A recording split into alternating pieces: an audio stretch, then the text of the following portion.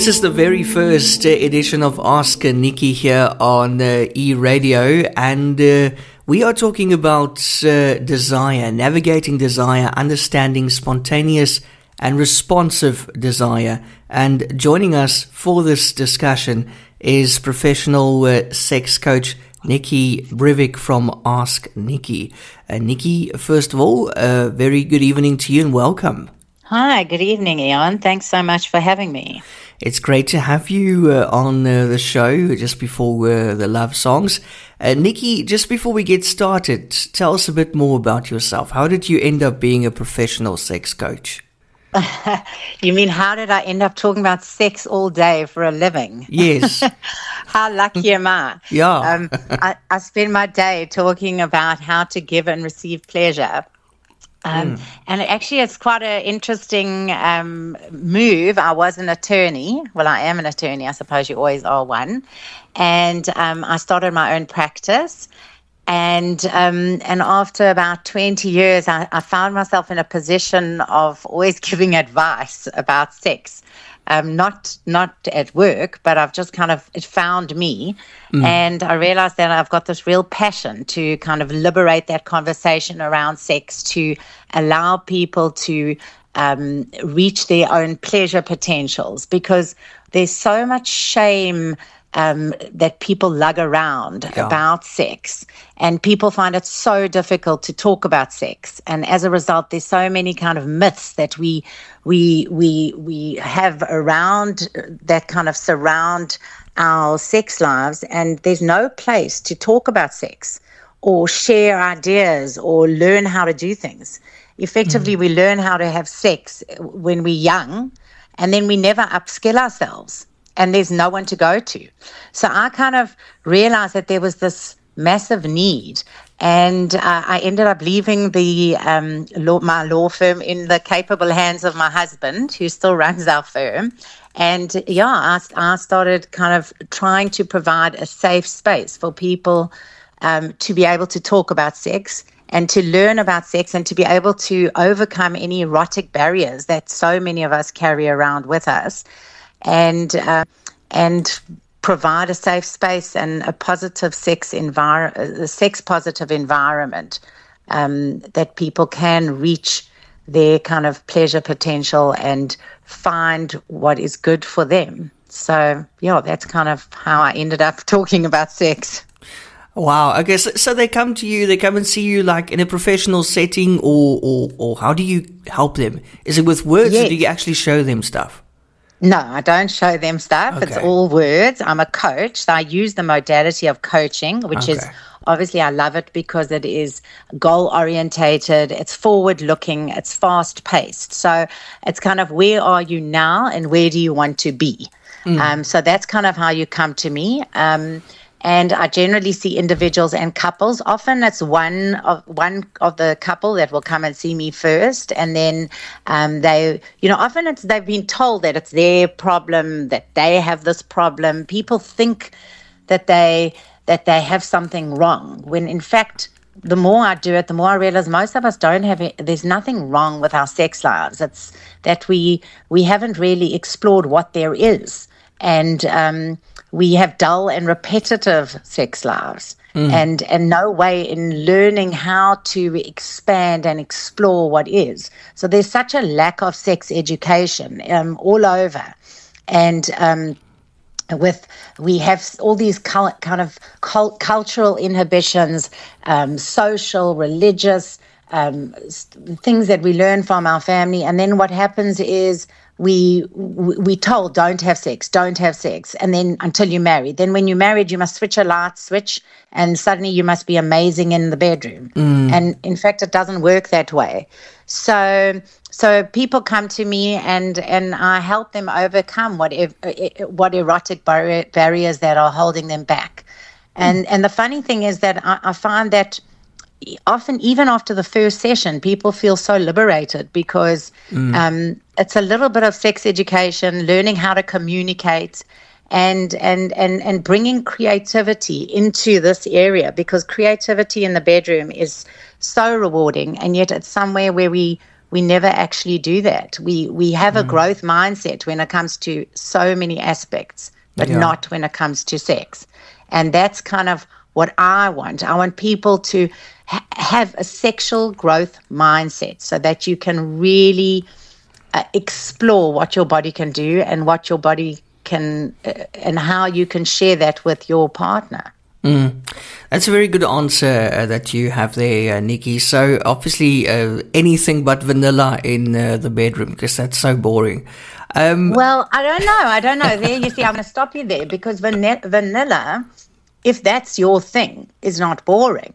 But the thing is that it's the repetitive same vanilla. So you could like certain kinds of sex, vanilla sex as you call it, but that's fine. But it's how do you go about doing that? How do you change things up? How do you shake it up that it's not the same kind of vanilla every day? Because no one wants to be having the same meal for every single meal, breakfast, lunch, and supper.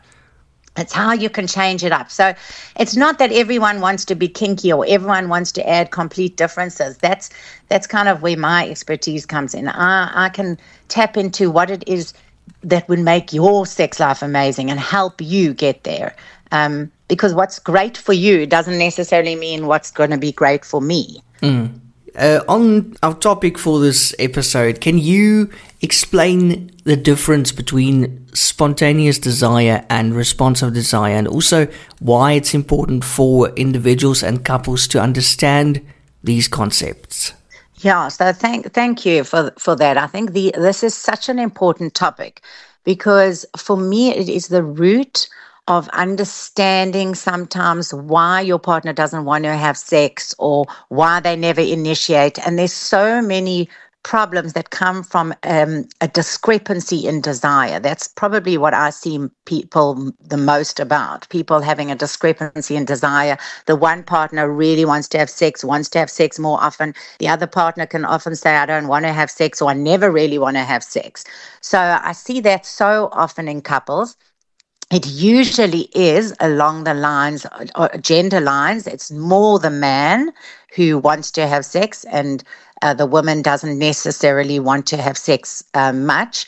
And that's kind of but it does often happen the other way around too. And I just feel that so many issues around this would be avoided if people actually understood the difference between spontaneous and responsive desire. So desire is, we all have our own desire framework.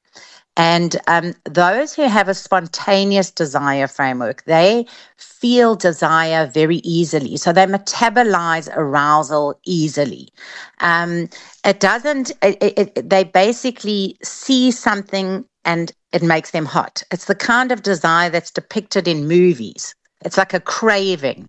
So and I like to say it's like a frying pan. So if this is you and you see your partner, they get out the shower, or you think about something, or you think about last night, or you see something on TV that turns you on and you immediately think, whoa, I'm hot, then you are someone who has spontaneous desire. And and often along gender lines, that is the man. So you are more like a frying pan. But there are some people who experience responsive desire, and they need more space and time to metabolize sexual cues. So it doesn't mean they're less sexual. It just means they require more to get them going.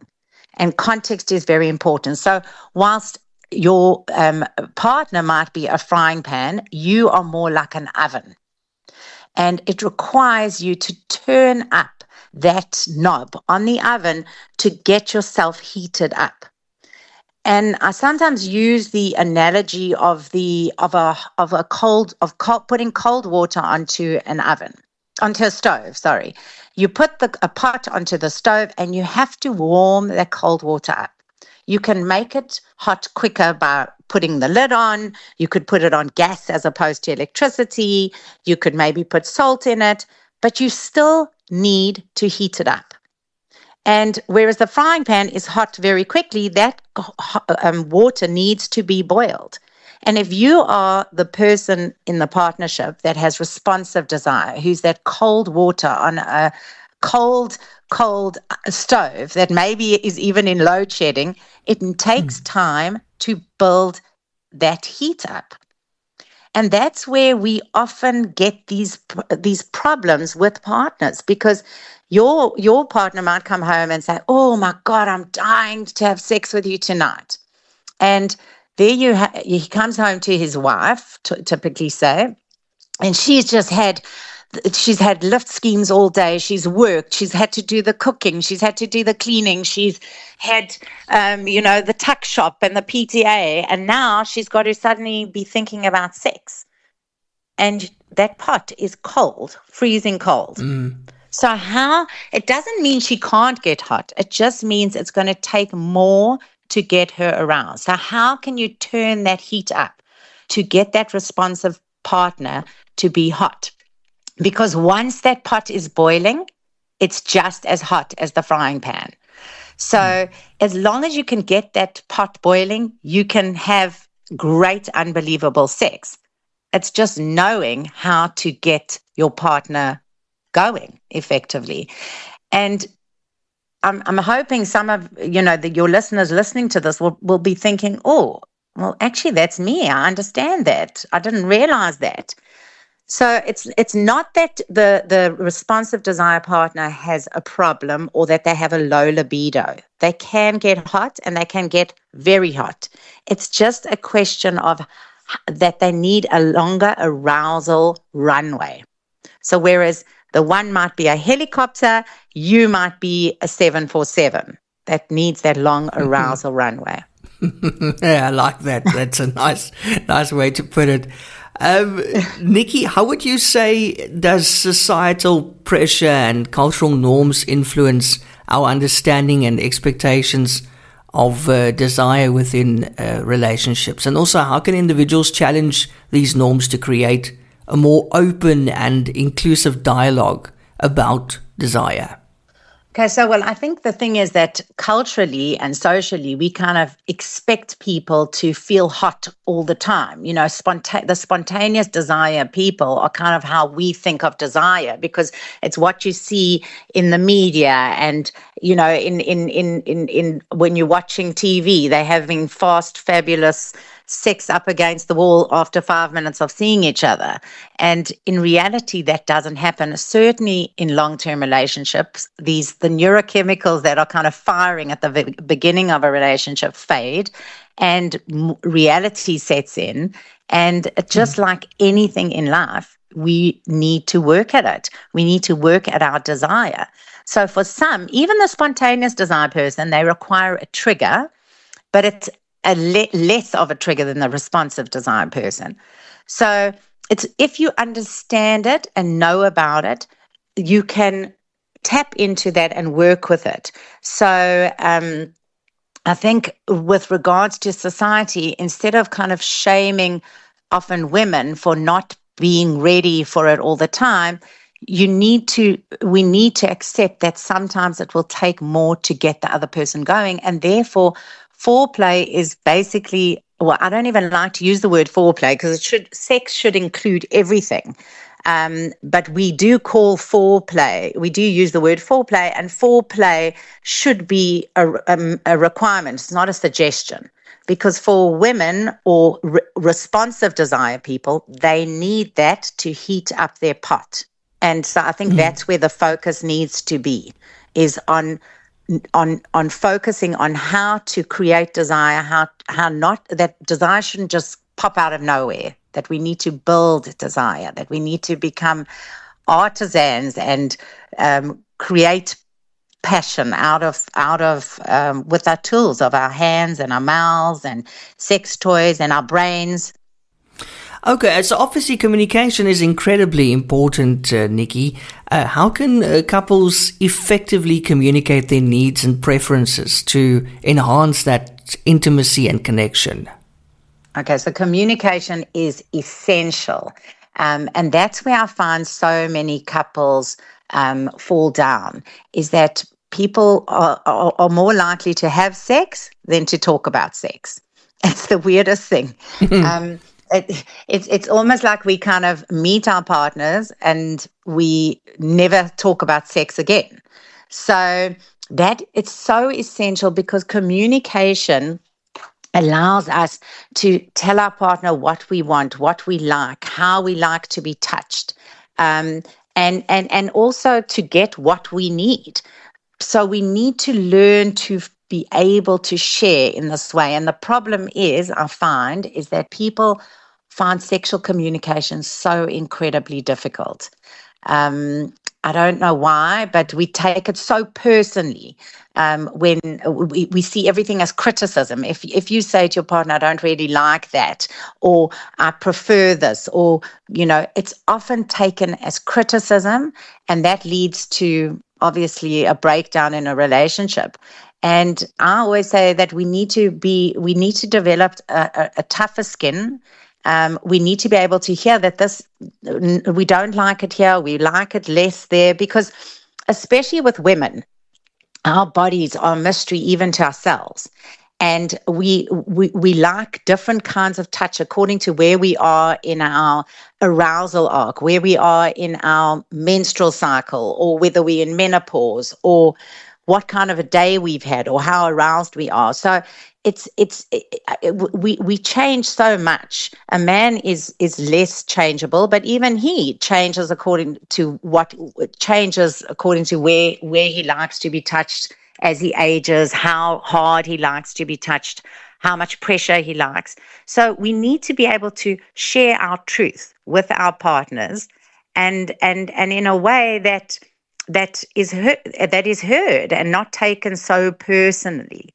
So I often say, first of all, in the bedroom is a great place to be a drama queen, because moaning and sighing is a good way to kind of indicate what you like, and if your partner is doing well.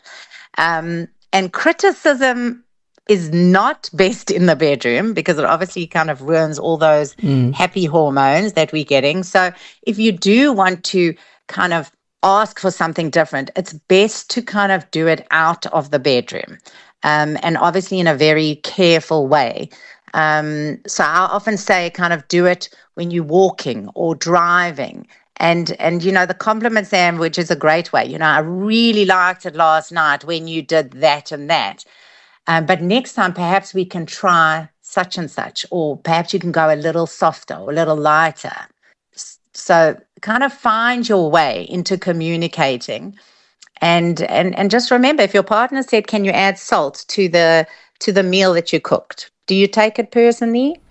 Or that, I think we just need to develop a tougher skin, learn better ways of communicating. And it is difficult, but the more we do it, and the rewards that we get from it, the better it will be for everybody in the relationship, and for yourself. Nicki, any specific techniques or exercises that couples can practice to cultivate desire and keep that spark alive in their relationship? So I think the thing is we also have our own individual brakes and accelerators. So the brakes are kind of the things that will hold you back from takeoff. And obviously the accelerator is the stimulation that you get. So it's very important. It's very important to think about what are your own brakes and your own accelerators when you are thinking about desire, because obviously the more acceleration you've got, the hotter you're going to get, the quicker you're going to get. Whereas if your foot is on that brake, you know that you're never going to move. So how can you alleviate that? And I think that's something that partners can do for each other. First of all, it's a fun thing to do is write down your own accelerators and brakes so you know what they are, and you can add or detract from them, because these change as time goes on. And share that with your partner, and then you can see how you can help your partner lift their foot off the brake and put the pressure down on the accelerator. So I'll give you an example. A lot of turn-ons accelerators are your attraction to your partner, fantasy, a memory of hot sex or being touched in the right places, a particular sexual behavior that you like, maybe underwear or role play. And you think about, were those exciters present when you had sex last? And if not, how can you add them in? And then your breaks are things that sometimes you'll be surprised, are feeling exhausted, overwhelmed, feeling too full after eating, angry with your partner, or anxious about any aspect of sex. So if you think about that, were those present the last time you had sex? And if so, how can you minimize or remove them? So sometimes, for example, I'll have a client and they'll say, my wife never wants to have sex. And I'll say, well, what about, how can you alleviate some of the stress that she has got on her?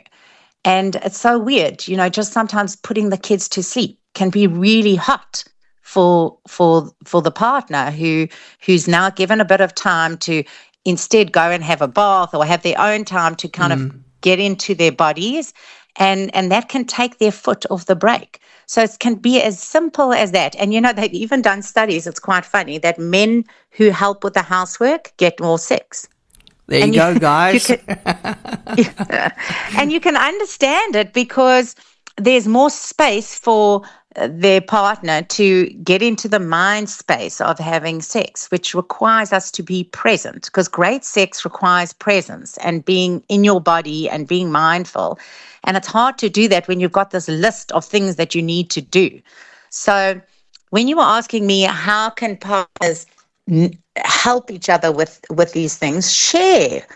When you come home and you really want to have sex, share with your partner, do you think, how are you feeling? How can I get you more in the mood? Especially if you have a partner that has responsive desire, ask them, how can I help you get into the mood? And also, I think we need to take some responsibility for our own pleasure. You can't expect your partner to always be the one to get you into the right phase, because it's not fair. You need to take some of that control. So what can turn you on? Sometimes I say, read something hot that makes you hot before your partner gets home, if you want to initiate sex or you want to be hot for when they arrive home, if you are a responsive partner. Or do something, have a girls' night out so that you are more in the mood, that you've remembered what you're like as a separate person. Because remember, desire likes oxygen to breathe. It requires a little bit of distance. And love is actually the opposite. We kind of I always say love is like tracksuit pants. And that's not very sexy, You kind of want to know everything about your partner. So how can you fuel desire? Sometimes you need a little bit of distance. Yeah, so true. Nicki, in your experience as a sex coach, what are some common challenges that individuals face when navigating desire in their relationships? And also, how do you support them in overcoming these challenges? So I think I've kind of spoken to that. It's knowing what kind of framework you and your partner are in. Because, for example, if you both have responsive desire, you may never want to have sex. Because if neither of you are working at it, or it's never present in your mind, you may never want to have sex. Now, that's okay to you. That's okay. But what normally happens is you have two people who have different desire frameworks. So the one really wants to have sex more often, they have spontaneous desire, and the other one needs to be worked into it, and that can create the problem. So I think it's just knowing what your frameworks are, how you can work towards getting what you want from that, and again, down to communication. Is sex important to you? If it is, how can you prioritize it in your relationship? How do you make it work?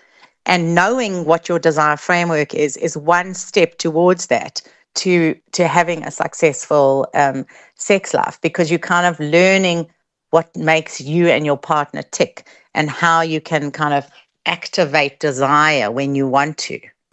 Exactly. Nicki, that was very, very informative. Thank you so much for your time and for sharing your advice. How do we get in touch with you? So I'm on all social media platforms. My brand is Ask Nicki, but on Instagram, I'm ask.nicki, Nicki. So follow me and share with your friends, and I love to hear from you all. And I do lots of talks and workshops. So there's always help out there and lots of fun to be had. And then next week, Nicki will be talking about hot and unbothered, how to have the sex you always wanted. That's coming up next Wednesday evening at 10 p.m. right here on eRadio. Nicki, thank you so much.